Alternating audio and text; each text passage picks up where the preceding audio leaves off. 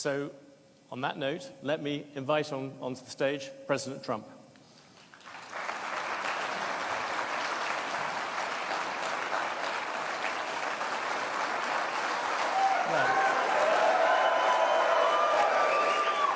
Thank you. Thank you very much. Thank you very much. Have a seat.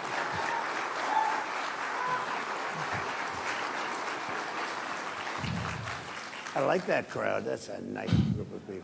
Thank you very much. Standing ovation. Thank you. President Trump, thank you for doing this, as we said.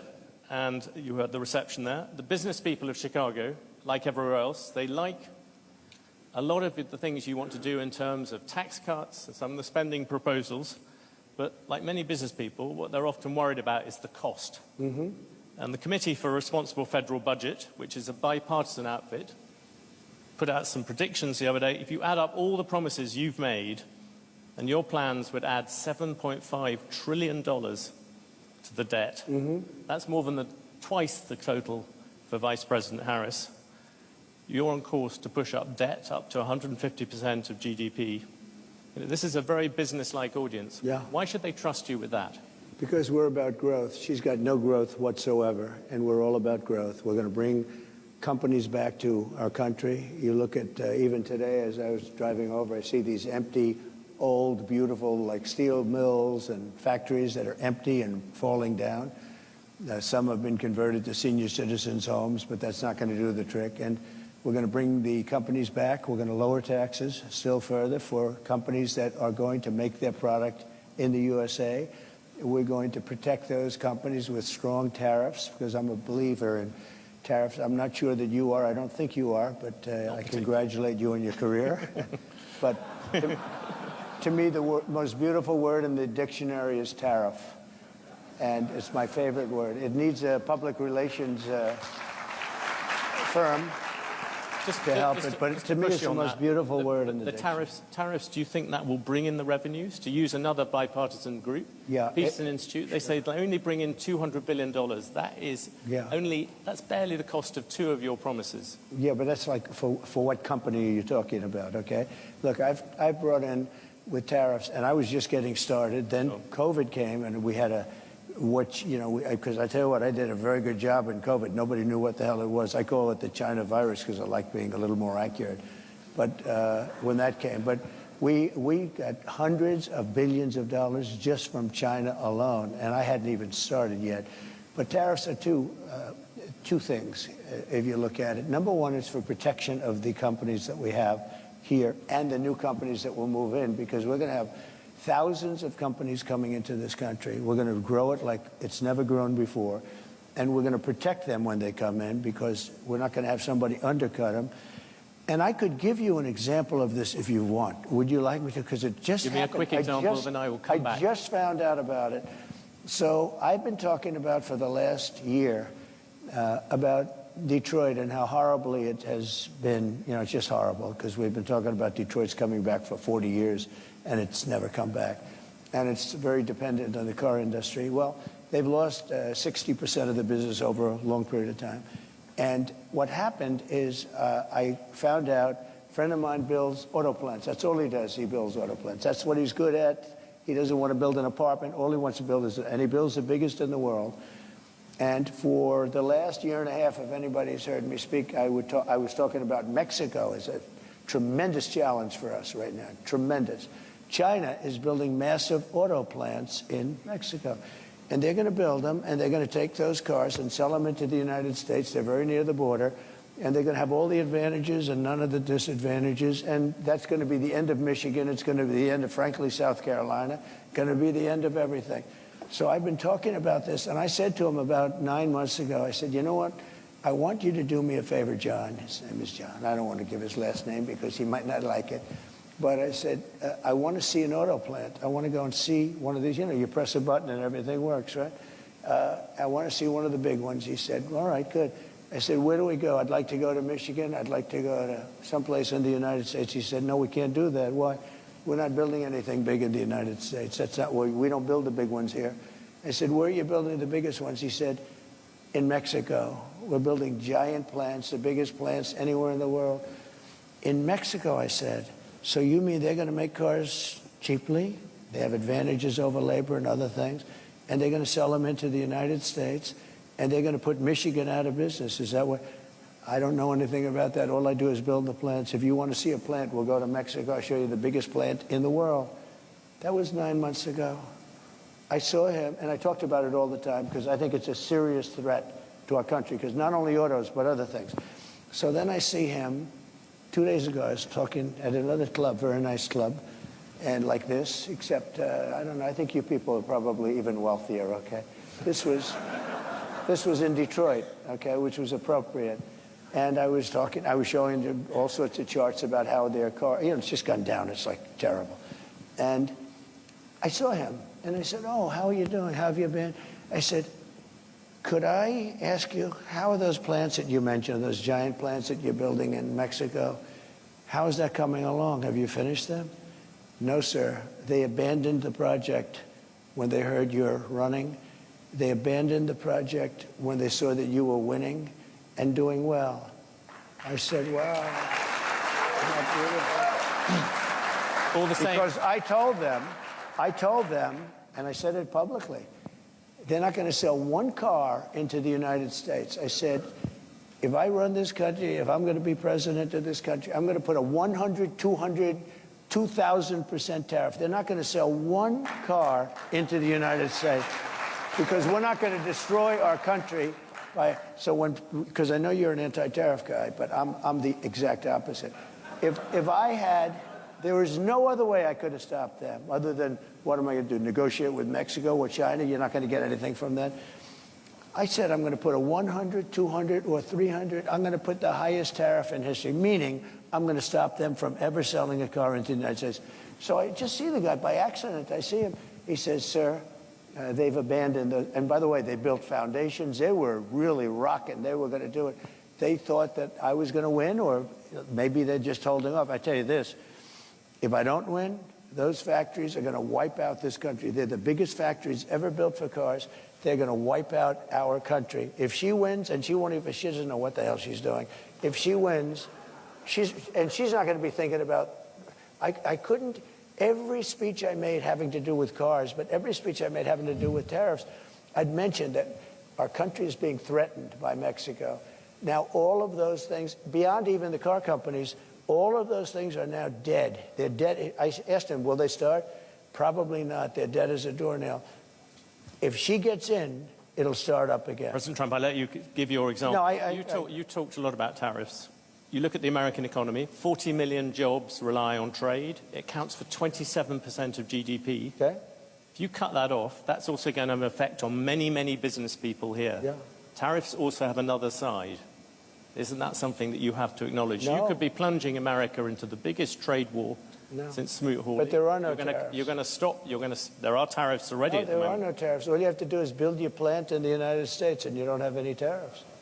People, a lot of places like this, there are a lot of jobs that rely on foreigners coming here. You're going to basically stop trade with China.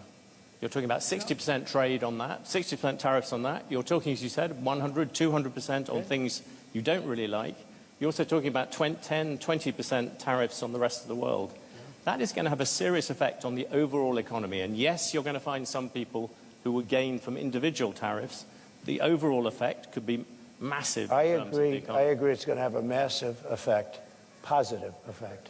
It's going to be a positive, not a negative. Well, let me just tell you. No, let me tell you. I know how committed you are to this, and it must be hard for you to, spend 25 years talking about tariffs as being negative and then have somebody explain to you that you're totally wrong. It'll have a negative. It will have. I'll go a step further. If you don't do this, this country has no chance. 40 million jobs is a lot of jobs to rely on. They're all coming back. You've lost jobs. Those are 40 million jobs in America that rely on trade. Are you ready? John Deere, great company. They announced about a year ago they're going to build big plants outside of the United States, right? They're going to build them in Mexico. And you threatened they're also going to build. They stopped. That's right. I said, if John Deere builds those plants and not selling anything into the United States, they just announced yesterday they're probably not going to build the plants, okay? I kept the jobs here. and I'll keep John Deere will stay here. And I'll tell John Deere, if you do build outside of the United States, you can if you want. For instance, India is a very tough country. It's not only China. You know, China is the, I would say, probably the toughest. But there are a lot of tough. You know what's very tough? European Union. Our beautiful European countries, wonderful, wonderful. If you add them up, they're almost the size of us. They treat us so badly. We have a deficit. I said to Angela Merkel when she was there, she's not there anymore, I wonder why, but when she was there, I said, Angela, how many Chevrolets do we have in Berlin? Why, Donald, you have none. He said, that's right. How many Fords do we have in Frankfurt? I don't know, none. I said, that's right. You know how many cars we have? Mercedes-Benz, BMW, all of the different Volkswagen, millions and millions of cars. And then I said farm products. You know, they don't want our farm. They don't want anything from us. We have deficits that are crazy. And we're not going to have them anymore. We're going to put tariffs on them. And they're going to do, and you know what they can do? The Mercedes-Benz will start building in the United States. And they have a little bit. But you know what they really are? Assembly, like in South Carolina. But they build everything in Germany, and then they assemble it here. They get away with murder because they say, oh, yes, we're building cars. They don't build cars. They take them out of a box and they assemble them. We could have our child do it. Can we come back? Let's come back to the Europeans in a second. What about consumers? People out there. They're going to be the biggest beneficiaries. Yeah, critics say your tariffs will end up being like a national sales tax. Nope. The countries will pay. If you have America at the moment has $3 trillion worth of imports, you're going to add tariffs to every single one of them. That is going to push up the cost for all those people who want to buy foreign goods. Now, what's going to happen? That is simple mathematics, President Trump. It's not. Yeah, it is, but not the way you figure it. I was always very good at mathematics. Yes. Let me tell you, you're saying $3 trillion. Those companies, $3 trillion worth of imports. And they don't have to pay. And if, by the higher the tariff, the more likely it is to have them come into the country. The higher the tariff, the more you're going to put on the value of that piece, those goods, the higher people are going to pay in shops. Ready? The higher the tariff, the more likely it is that the company will come into the United States and build a factory in the United States so it doesn't have to pay the tariff. That will take many. No, it will go quickly. Years. In fact, I'll tell you, you know, there's another theory is that the tariff, you make it so high, so horrible, so obnoxious that they'll come right away. When I do the 10%, 10% is really, first of all, 10%, when you collect it, is hundreds of billions of dollars. The numbers that you're talking about, all reducing our deficit. But really, so there's two ways of looking at a tariff. You can do it as a money-making instrument, or you can do it as something to get the companies. Now, if you want the companies to come in, the tariff has to be a lot higher than 10%, because 10% is not enough. Guys, they're not going to do it for 10. But you make a 50% tariff, they're going to come in. Let me tell you the other thing about tariffs that's great. Our steel companies, as you know, 3-4 years ago, they were all when I was in office, I saw a man from a big steel company, and he was devastated. I knew him for a long time, and it's been a tough business. It was a great business many years ago, and I would not let U.S. steel be sold to Japanese, by the way. It's psychologically, I think it would be a That's the terrible Nippon thing. Steel, as you know. Yeah, I wouldn't let it be sold. But I would, I would stop it if it hasn't been completed by the time I'm president, because I think it sets a horrible tone. But I had a lot to do with steel. We were going to lose all our steel companies because China, as you remember, was dumping steel at levels that nobody's ever seen before. And I put a 50% tax on that and a tariff on that, all dumped steel. And it was also bad steel. It was what they call dirty steel. It wasn't good steel, which is a bad thing for structural components of buildings and planes and things like that. They were dumping crap into our country. And I put a 50% tariff. I started at 25. I raised it to 50 because the 25 didn't quite do it.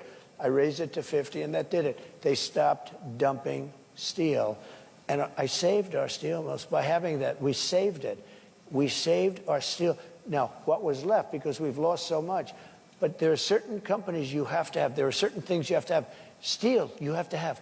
If you go to war, you know, there's a possibility you go to war. I kept us out of war. I was the only president in 82 years that kept you out of a war, except I defeated ISIS, but I inherited that war. There's no wars. And by the way, And I think it's very important. We can go, I call it the weave. You can call it, you have the weave as long as you end up in the right location at the end. But while we're talking about it, we have never been so close to World War III as we are right now. With what's going on in Ukraine and Russia and the Middle East. Well, let's. I had no wars in the whole world. Think of it. And I talked them out of wars. I talked plenty of countries out of wars. I had the whole world, other than ISIS, which I inherited, and I knocked out ISIS in a matter of weeks. It was supposed to take 4 to 5 years. I did it in a matter of weeks. We actually have a great military. We don't know how to use it, but we have a great President Trump, with great respect, I was asking about tariffs. You've gone off about that. Seeing you brought up tariffs and foreign policy, many people would say the biggest problem with your tariffs is actually geopolitics. You, in your first term, you got some credit for effectively saying that there was a Cold War against China. That's what America was in. You look at the last Cold War against the Soviet Union, America won it in part because it rallied allies to it. You're talking about slamming allies with 30%, 20% tariffs. Isn't this time you're going to end up trying to rally the West and you're dividing it instead? Isn't that the real problem with tariffs, even beyond all the problems due to the economy, where you keep on bringing up these individual examples, but the overall effect is going to be dramatic? No, the overall effect will be... Answer first about foreign policy. Yeah, I'll do that. How does it help you take on China? It helps turning all your allies against you? Tremendously, because China thinks we're a stupid country, a very stupid country. They can't believe that somebody finally got wise to them. Not one president, Bush, Obama, Barack Hussein Obama, have you heard of him? Not one president, think of it, not one president charged China anything. They said, oh, they are a third world nation, they are developing. Well, we're a developing nation too. Take a look at Detroit. Take a look at our cities. We're a developing nation. We have to develop more than they do. We're way behind them. You take a look at what's happened to our cities. So what I'm saying is this. My question was about your allies, not about China. You are going to annoy the people our allies to rally behind you. But our allies have taken advantage of us more so than our enemies. Our allies are the European Union. We have a trade deficit of $300 billion with the European Union. Our allies are Japan. You know, Abe was a very good friend of mine. He was a great guy, great. And I said to him in Japan, he was assassinated. And he was a great man. He really was. I didn't see too many like him.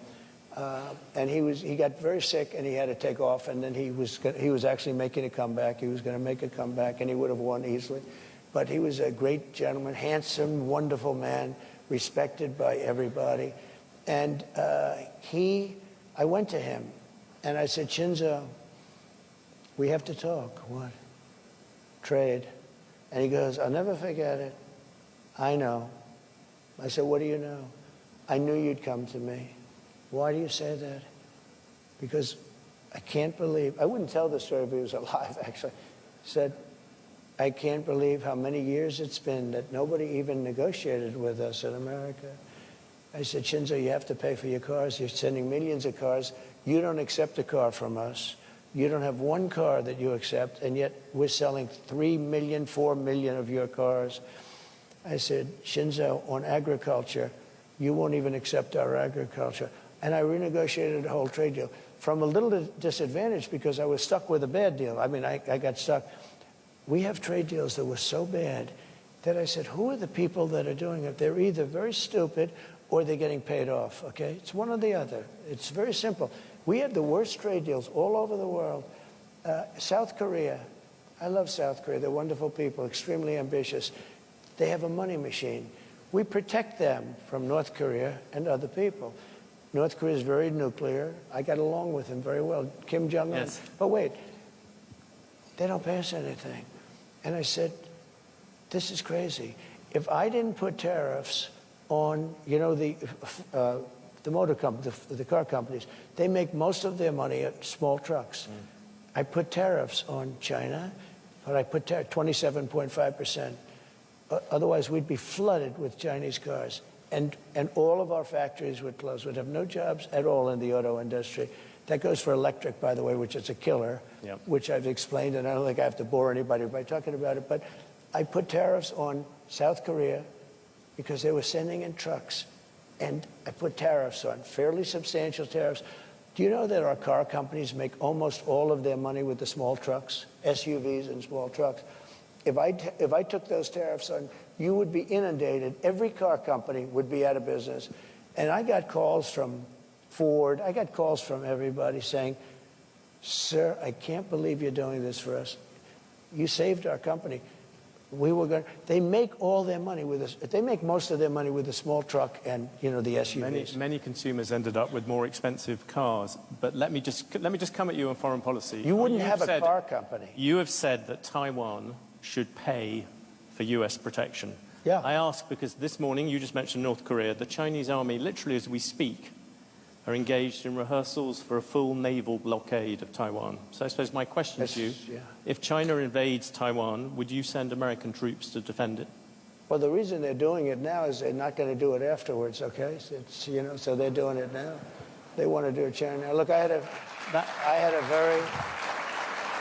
a very good relationship with President Xi, and a very good relationship with Putin, and a very good relationship with Kim Jong-un, who has a nuclear force that you won't even believe. And by the way, today it was announced for those that he just blew up the railroad going into South Korea. That means South Korea is now cut off from Russia and China and various other places. Cut off by rail. Mr. Trump, you just mentioned... No, but these are big things. I have to mention them. Yeah, you just mentioned Putin, though. And there's been this controversy of the past week.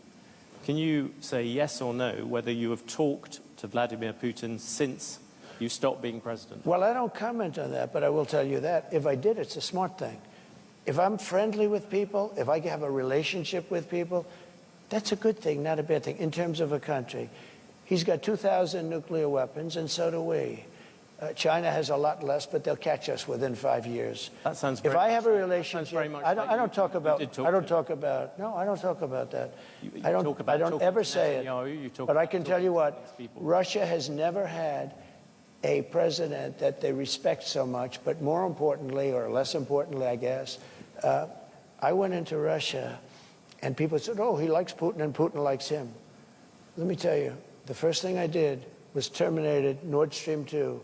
Nobody ever heard of Nord Stream 2. It's a pipeline from Russia to Germany and all over Europe. I said, wait a minute, to NATO. I said, so let's get this straight. My first meeting, I said, so Putin's building the biggest pipeline in the world. He's going to Germany, but all over Europe. And you're paying him billions of dollars a year, billions of dollars a month. Germany's paying billions of dollars a month. And we're supposed to protect you against the guy that you're paying all this money to. So is there something wrong with my thinking? So he's building a pipeline to Germany, and we're spending, and by the way, until I got there, we were spending almost 100% for NATO because we had all these delinquent countries. They weren't paying. When I got there, I said, you know what? And by the way, my biggest fan is Stoltenberg, just leaving, Secretary General of NATO. He said when Bush came in, he made a speech and left. When Obama came in, he made a speech and left. When Trump came in, he made a speech and he said, let me see your books. And I found out in the books that nobody was paying. There were only 7 countries that were paying. We were supporting NATO. They screw us on trade so bad, the European nations.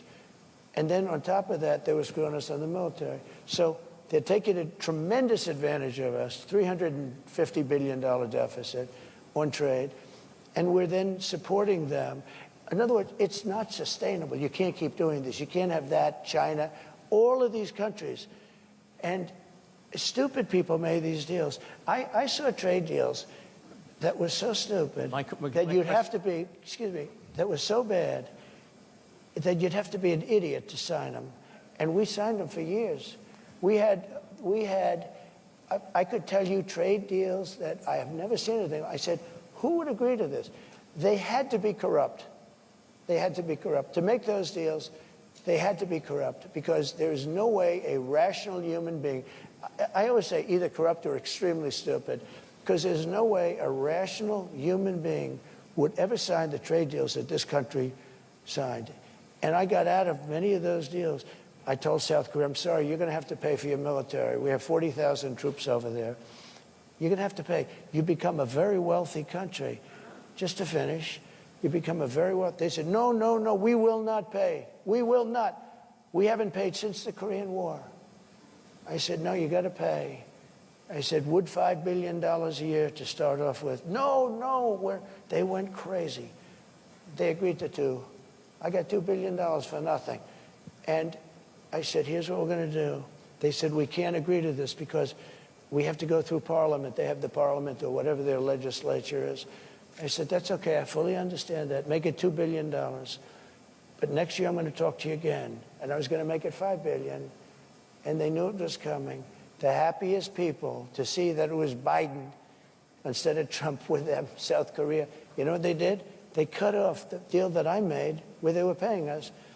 They backed to nothing because they went back to Biden and they gave it to him for nothing. They were willing to pay.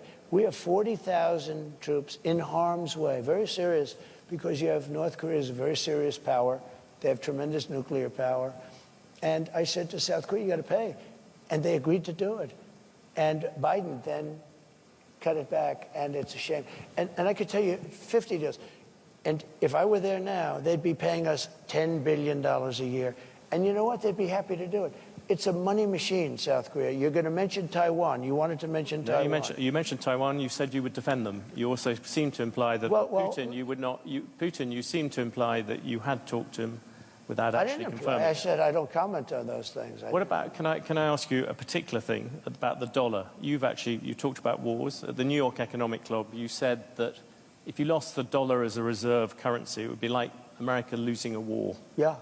You look at what you're going to do in terms of protectionism, drive countries to use the other currencies, and all that debt is also going to lessen the dollar's status as the world's reserve currency. If I'm you worry about the that? dollar is so secure, your reserve currency is the strongest it'll ever be, and no country. You said that, President Trump. At the moment, there is a thing called the Trump trade in the markets. Do you know what that is? The Trump trade is very simple. People are betting that your policies are going to drive up debt.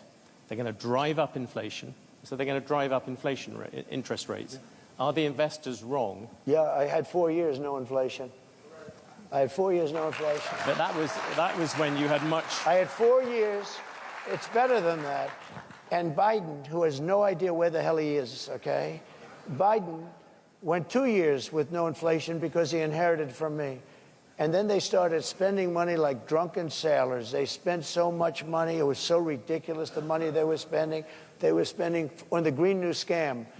The Green New Deal. You know, it was conceived of by AOC +3.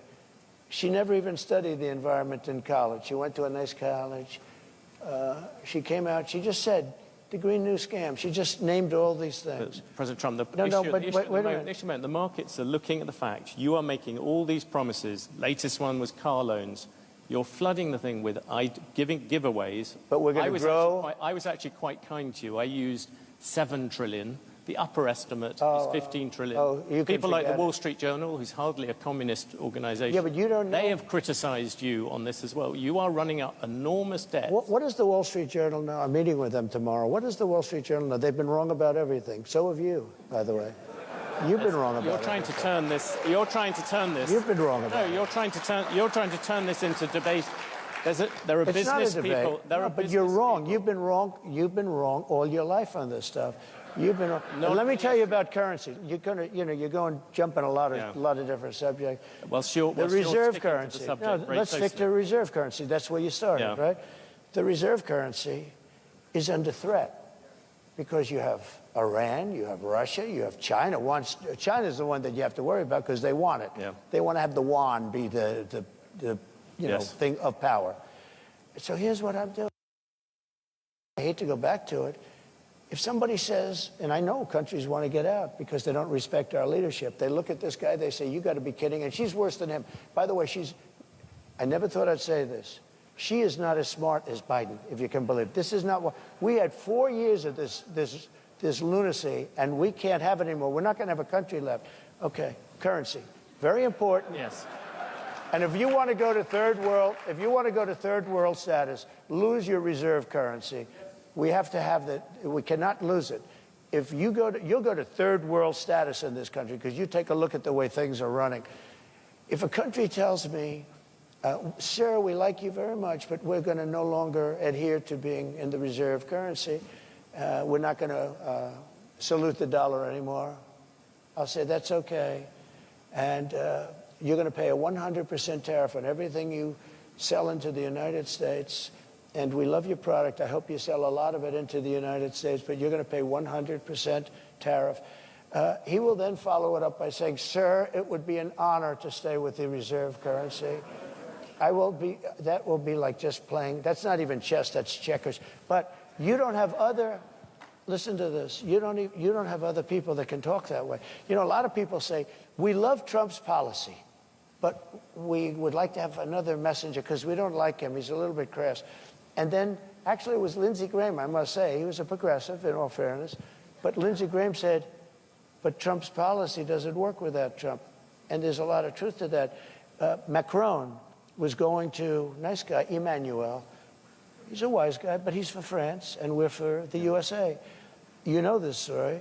He was going to tax American companies doing business in France, a very substantial tax. And I told my people, I didn't even like the companies, but I'm representing American companies. And so I said, call Macron and call his people and say, we're not going to stand for that.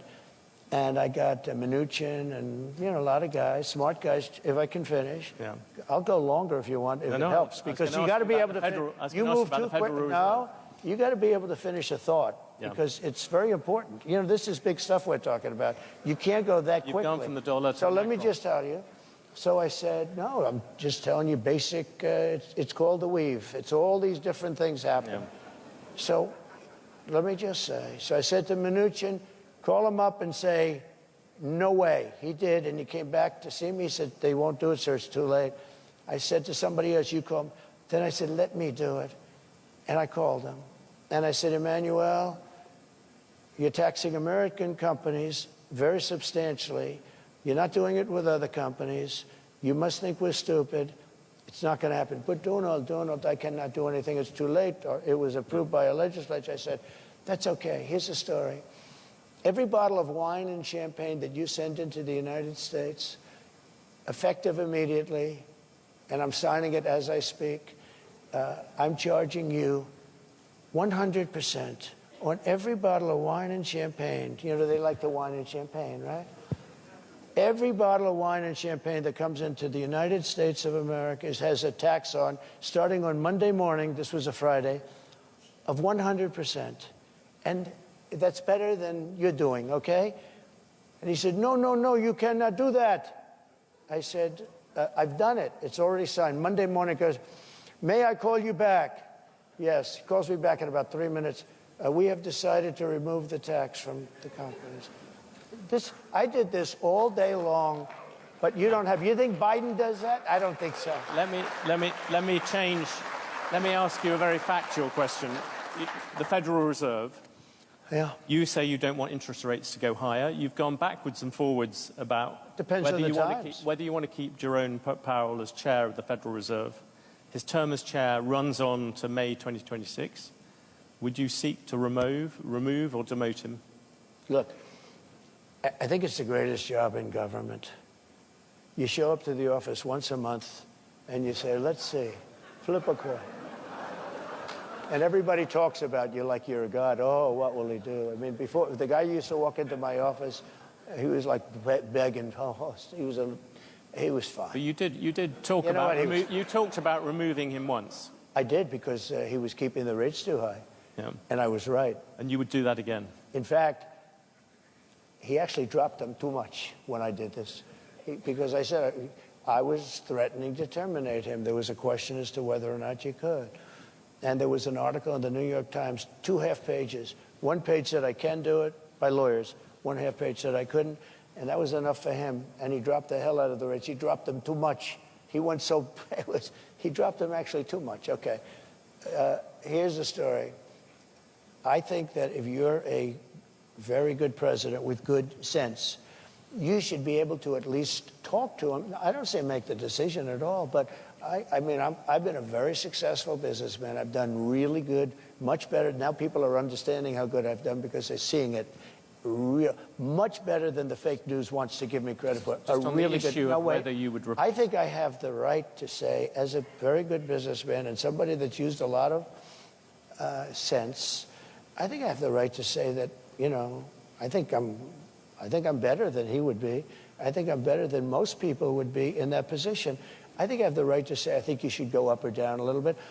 I don't think I should be allowed to order it, but I think I have the right to put in comments as to whether or not interest rates should go up or down. When you looked at the Supreme Court, you came up with a list of people I did. who you thought of replacing, bringing in as Supreme Court justices. Yeah. Would you do that with the federal? Well, I no longer need it. It was a great thing. In fact, a lot of people said I got elected because of that. I was an unknown quantity. I was very known as a business guy, but I wasn't known as a political person or the leader of a country. And people were very worried about, you know, actually they were worried, am I going to be liberal, if you want to know the truth? And somebody said, would you come up with a list of 20 or 25 justices, in this case mostly judges, that you'd put in case it were necessary? Now, it's amazing because I got 3 in 4 years. Most people get none because, you know, you put them in, they're young. You tend to put them in young. Only stupid people put old. You know, you don't put old in because they're there for 2 years or 3 years. Right? So you put them in young. So I got 3. A lot of judges, a lot of presidents get none. I got 3. And I think they've been 3 great choices too, by the way. But just on the by the way, I think they have been really great choices. But I got 3 judges, and you know what they want to do? They want to now put up to 25 justices into the Supreme Court, the radical left, and that can't happen. So I think I've done a great job on putting in justices and 300 judges, and that made a tremendous difference in the country. You know, I was a little lucky because Barack Hussein Obama did not get his judges approved, a lot of them. So I ended up with 125 judges before I got there. So again, most presidents don't even get to put a Supreme Court judge in because there's 9, and, you know, they're there for a long time. Most of them are there for a very long time. And I got 3, which is a very unusual situation. I got 3 in 4 years. Maybe we can change the subject to technology, seeing you wouldn't answer about the Federal Reserve. The US Justice Department is thinking about breaking up Alphabet, as Google likes to be known now. Should Google be broken up?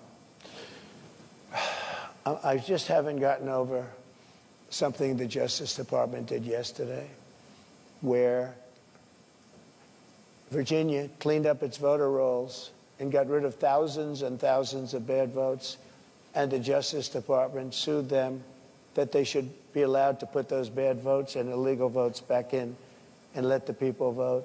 So I haven't gotten over that. A lot of people have seen that. They can't even believe it. The question is about Google, President Trump. Yeah, look, Google's got a lot of power. They're very bad to me, very, very bad to me. I mean, I can speak from that standpoint.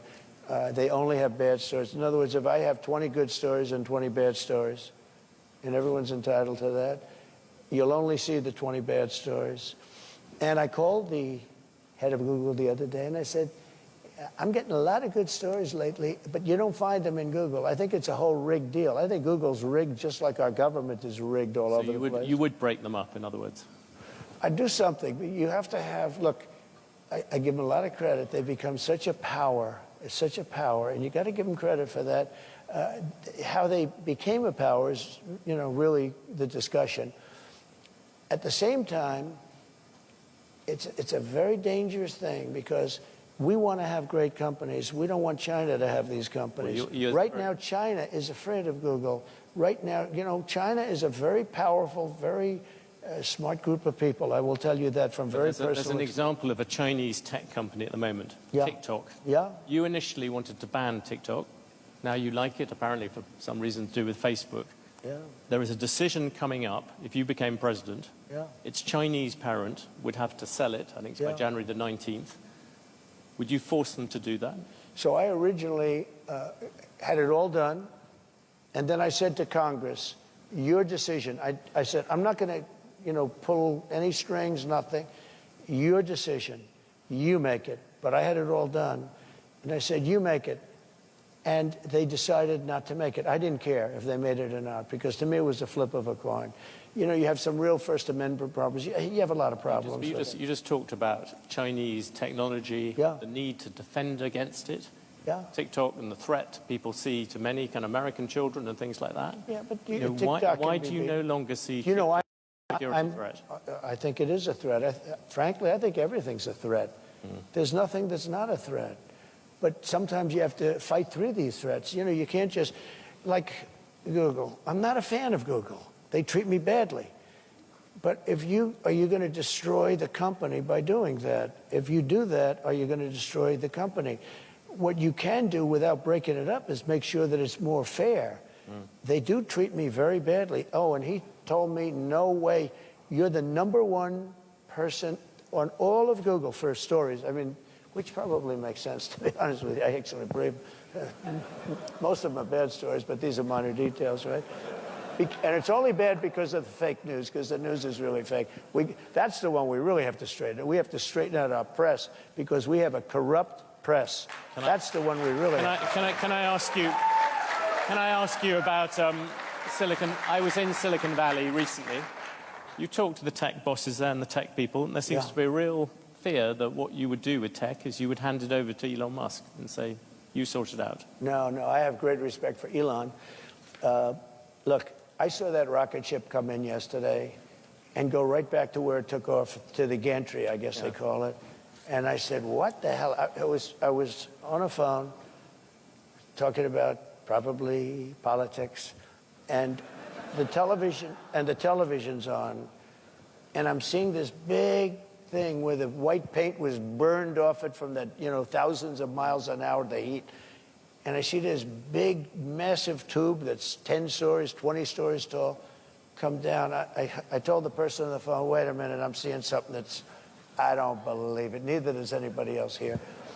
And I said, wait a minute. I forgot the guy was on the phone. He waited for a half hour. And I watched that come down. And I watched it come down and come right in between those big levers. And I said, and it looked to me like it was going to crash. It was coming in hot. And all of a sudden, boom, you see the motor, the fire kick in. And I called Elon. I said, that's the most incredible thing. I said, can Russia do that? Nope. I said, can the United States do it? Nope. He's the only one that can do it. And I said, you now want to put him in charge of deregulation. Not deregulation, cutting. Cutting wasteful spending. Cutting. Every single which would president, include deregulation. I've got to approve it. Every president comes in and talks about cutting wasteful spending. Oh, there's tremendous ways. Give me an example of something you will do that will get rid of government spending. Well, let me give you an example. When I came into government, I was the first thing. An example going forward. Well, no, not but what you did in the past. This is going forward because it's the same thing. When I first sat down, a general came into my office and he said, "Sir, it's nice to meet you. Would you please sign this?" I said, "What is it?" It's a contract for a new Air Force One, which is actually 2 planes, not one, 2 Boeing 747. And I said, "How much is it?" $5.7 billion. So it's a hell of an expensive plane, but there's reasons for that. He said, "Nope, I'm not signing it." I said, "Who negotiated it?" Barack Hussein Obama. I said, "I'm not signing it." Why? Because there's a lot of fat. He said, "I'm not signing it. It's got to have a 3 on it." Anyway, long story short, some of you have heard this. I got it down to, because first week they cut off $400 million. He said, "I'll cut." I met with the head of Boeing. Wait, Dennis. I said, "Dennis, you got to have a 3. 5.7 is too much. 5.7 billion." He said, "The most I'll take off is $400 million. I said, "Well, that's not bad for one conversation." So he got it down. I said, "Nope, I'm not accepting." Then he took off 2 more. Then he took off. Anyway, 2 months went by, 3 months went by. I thought we blew the deal, and it was okay with me. I didn't care. But we should have a new Air Force One. When we see these planes from Saudi Arabia, from different countries, brand new, and ours is like 32 years old, and it's a very different plane. It's a much smaller plane, the whole thing. The United States should have the best plane, I will tell you. Not for me, but we should have it. Let me just finish. So he said, he calls up after like 2-3 months. I didn't call him, which is the best way to buy something. Don't call back. And he goes, in fact, when he called me, I said, "I wonder what the hell he wants." That's a good way to negotiate, let me tell you. So he calls back, said, "Sir, $3 billion $999,999,99 1 penny below $4 billion. So I said, you got yourself a deal. Then I said to him, let me ask you a question. So you had a deal at $5.7 billion, and in a period of 2 months, I got $1.7 billion off. That means you were going to make $1.7 billion profit on an airplane. Did nobody ever negotiate with you? Well, not really, sir. They just, this is the price, and they said, we'll take it. And I said, you know, and then I learned, that was my first experience, you know, from that. But then I learned everything is like that. There is so much waste. So I'm getting, think of this, the exact same plane for $1.7 billion less, except I have a better paint job. Okay, much better paint job. A different color, red, white, and blue is beautiful. And if you look at every contract, that's one contract, and relatively small compared to most. Think of it. You save $1.7 billion because you negotiate. Every deal is like that. We're building ships that are costing 2-3 times more. Can you give me an example of something? There's tremendous waste, fraud, and abuse in our country. And if you could cut it, you would have a surplus without even going into growth. But growth, we will grow. We're going to bring companies and jobs in at levels that you've never seen. And you would never be able to do it because you're not a believer in tariffs. The only way, let me tell you, the only way you can do it is through the threat of tariffs. It's the only way you can do it. Can we come back to one thing on that? Deal making. You look out across this room, there's some big businesses, but a lot of small ones. A lot of the way you've given us a lot of examples of things where you've negotiated with the heads of big businesses. Right. Give you an example when you put the tariffs on China, much smaller than you're planning to do at the moment. When you put them on, Apple came, you negotiated a difference for them. I did. That's much harder for small business people. Isn't the problem with the way that you do these kind of deals? You're bound to deal with the big companies. It's the small companies who get hit by all these different things and can't find exceptions. Oh, we have exceptions. No, we had an exception rule. I gave Apple an exception. Tim Cook is a great business. Apple is not a small company. And please don't give it. But here's what happened. The question is about small business. Yes, but I would What will you do for them? No, but we have a very talented group of people. Bob Lighthizer did a very good job. We had great people. We had central casting. These are great, and a large group of people. We made exceptions. In the case of Apple, they needed an exception. You know why? Because of Samsung. He came to me and he said, Samsung makes a product similar to ours, very good product, the phones and other things. And because they're in South Korea, they don't have the tariffs. Because we're in China, we have the tariffs. I said, you happen to be right. You're not going to be able to compete. I said, look, I'm going to give you a 1-year break, but I want you to start building your factories in this country, whether it's Texas or any other place, anywhere in the country. And he said, what does that mean? I said, you have everything in China. I want you to move it from China back to our country. And he started doing that. And he built a factory, a big one in Texas. He built another one. And this was all a process. It was all happening.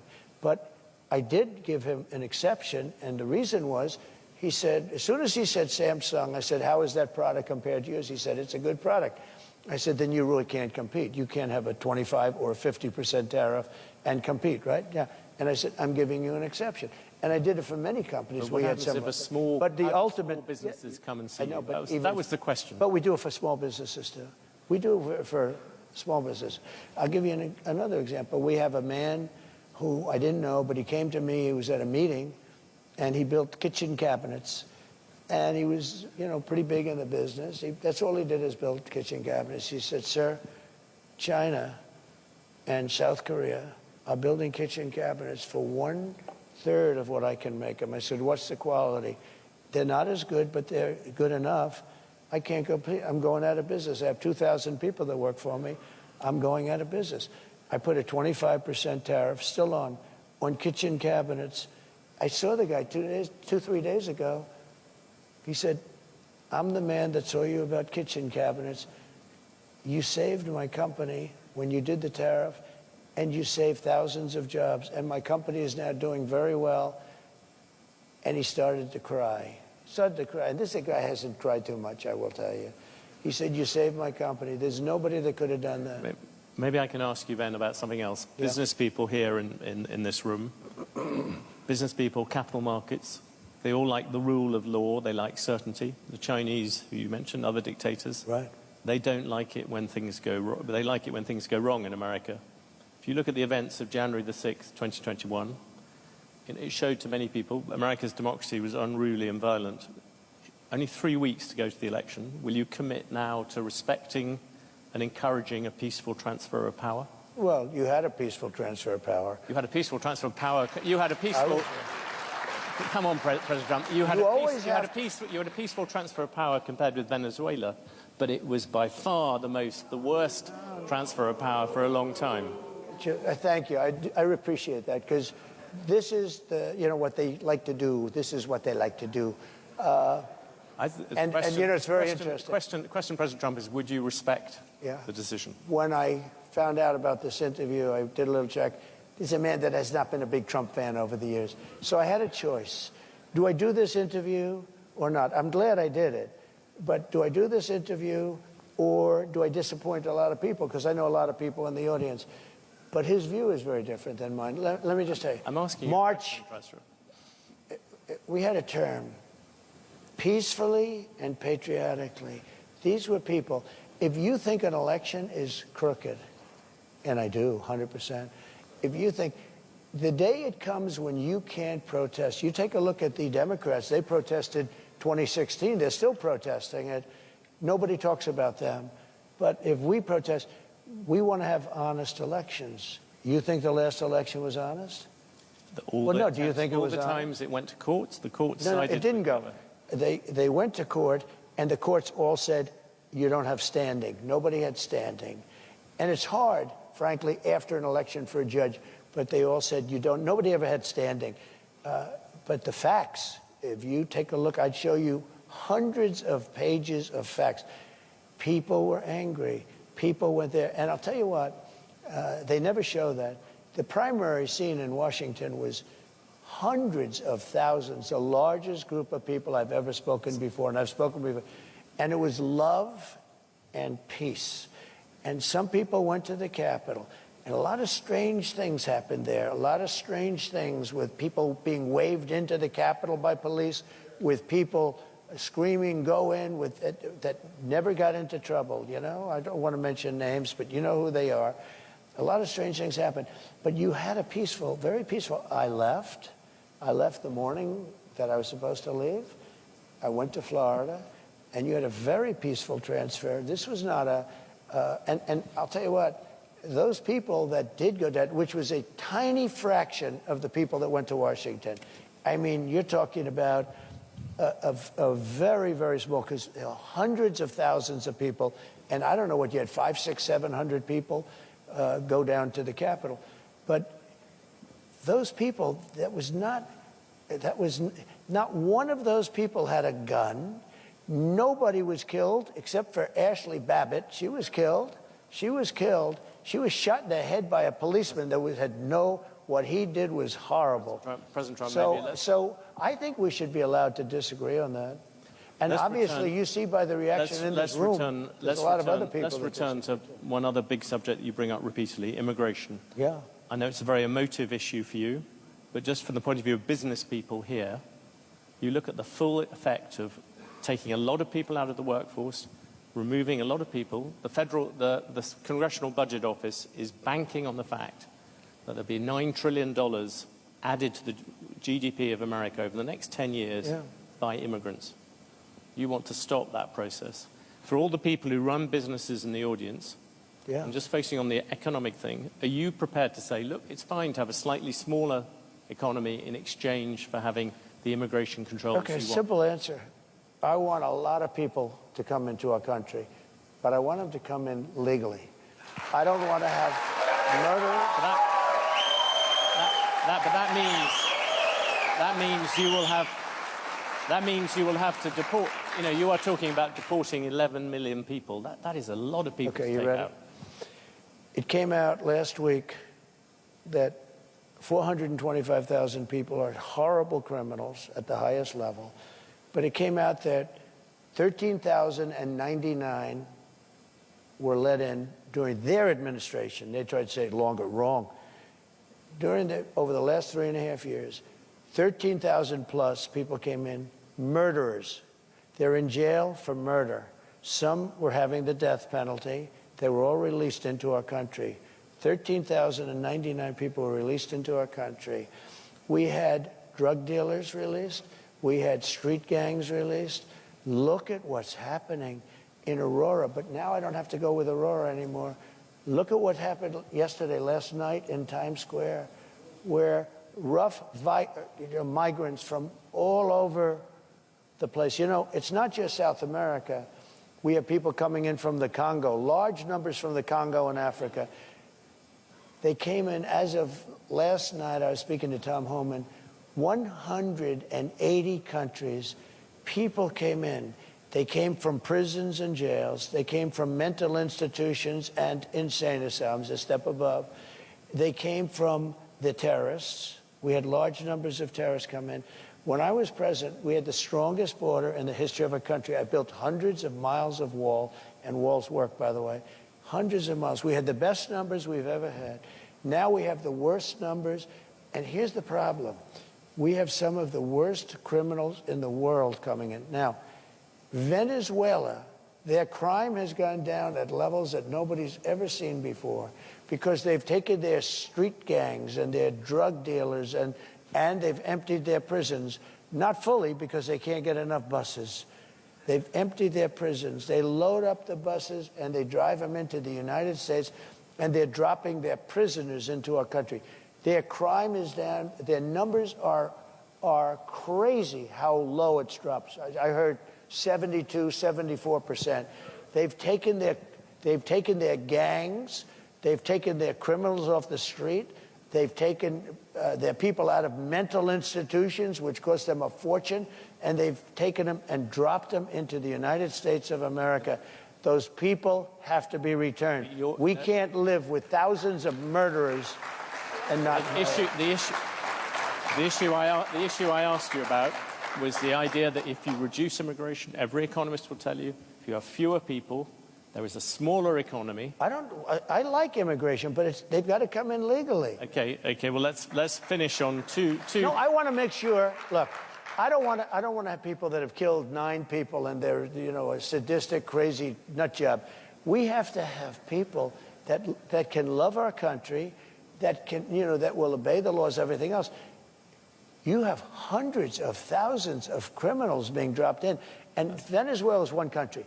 Look at what they have done, though, in Aurora. They've taken over apartment complexes. They've gone into the real estate business. See, they're like us, except they've done it with MK, whatever the hell they're called, right? I mean, they have weapons that are so sophisticated, our military doesn't have them. They've taken over parts of cities. In Colorado, you have a place called beautiful Aurora. Take a look at what's happened to Springfield, Ohio, where they dropped 30,000 people into a community of 50,000 people, and it's total bedlam. The hospitals can't be used anymore by the residents. The schools can't be used by the children that were there last year because other people that don't even speak the language. The issue I asked you about, many companies here have a shortage of labor. Yeah, that's good. We'll take care of that. We're going to get people in here rapidly, and they're going to be people that want to be in here, and they're going to be people that can love our country and won't kill people because they don't like the way they look. These are killers, by the way. Some of these killers are among the most evil killers. They will look at you down, the beautiful woman there, they'll look at you and they will kill you.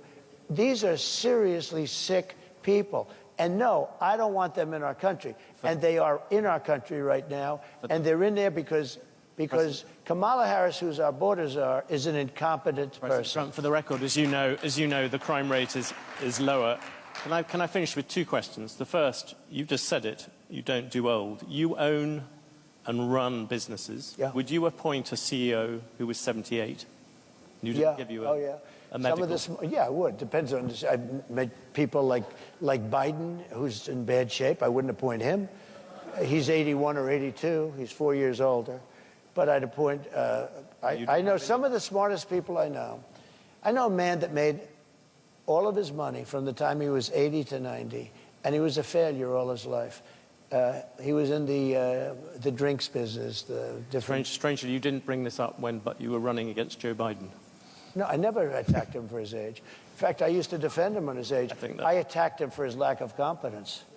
I've asked you all these questions. No, I never did. By the way, just for because I think it's important, and I know you do too, I know so many people in their 80s that are among... Bernie Marcus is 95, he founder of Home Depot. You have that conversation with him.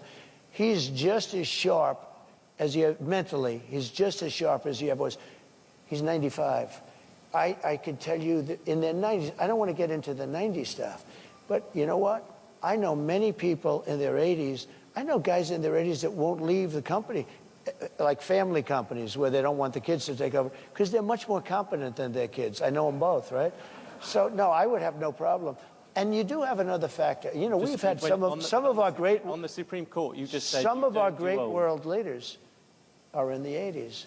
And if you look throughout history, some of our greatest world leaders were in their 80s. No, that would bother me.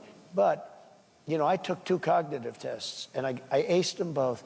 I think that, frankly, people, regardless, should take... If they're 50 or 40 or...